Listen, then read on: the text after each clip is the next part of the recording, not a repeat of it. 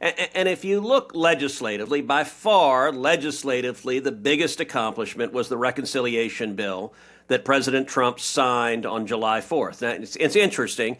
That used to be called the One Big Beautiful Bill. Yeah. You will now see just about every senator referring to it as the Working Families Tax Cut. Yep. Same bill. And there's a reason, which is they did a bunch of polling, and the Working Families Tax Cut polls about 40 points better than the One Big Beautiful Bill. And so it happens to be a major tax cut for working families. So the Working Families Tax Cut is an accurate name, but you're going to notice everyone calling it the Working Families Tax Cut now. That legislation, and this,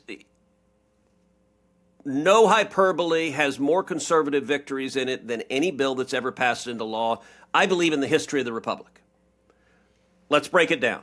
I was going to say, what are the big ones for people? Because there's some in there that there's been this, quote, frustration. I think a lot of this is the left and the media trying to drum up that Donald Trump's not getting it done for you. He forgot about you. So much of what people need to understand is the passing of this bill means the enacting of the bill in 2026.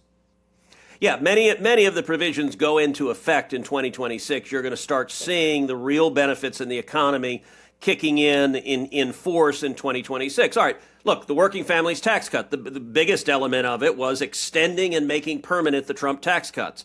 Yep. If we had not done that, in 2 weeks, on January 1st, there would have been a $4 trillion tax increase. That would have been crippling to the economy. So making those tax cuts permanent is enormously important. We also made them bigger. So we passed no taxes on tips. That was my legislation. By the way, people will start seeing the benefits of that next year. So if you're a waiter, if you're a waitress, if you're a bartender, if you work at a nail salon, if you're a taxi cab driver, the millions of Americans who rely on tips are going to see real meaningful tax relief. We've also got no tax on overtime.